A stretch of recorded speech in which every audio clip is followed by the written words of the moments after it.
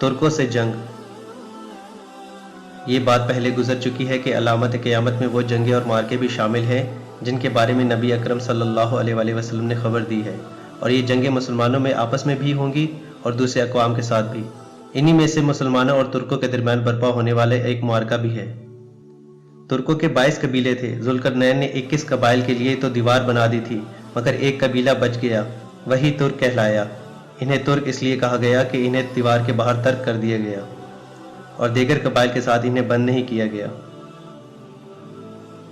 حضرت ابو ہریرہ رضی اللہ تعالیٰ عنہ بیان کرتے ہیں کہ رسول اللہ صلی اللہ علیہ وآلہ وسلم نے فرمایا، قیامت اس وقت تک قائم نہ ہوگی جب تک تم چھوٹی آنکھ والے، سرخ چہرے والے، چپٹی ناک والے ترکوں سے قتال نہ کر لو۔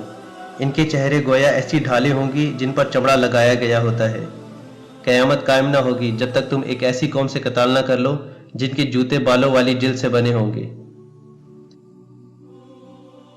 حدیث میں بیان کیے گئے لوگوں سے مراد وہ تتاری منگول ہیں جنہوں نے 656 ہجری بمطابق 1258 عیسوی میں متعدد اسلامی ممالک میں تباہی پھیلا دی اور بے شمار لوگوں کو خاک و خون میں تڑپا دیا، مگر بالآخر حکمت الہی کا تقاضا یہ ہوا کہ یہ لوگ اسلام قبول کر کے امت اسلامیہ کا حصہ بن گئے۔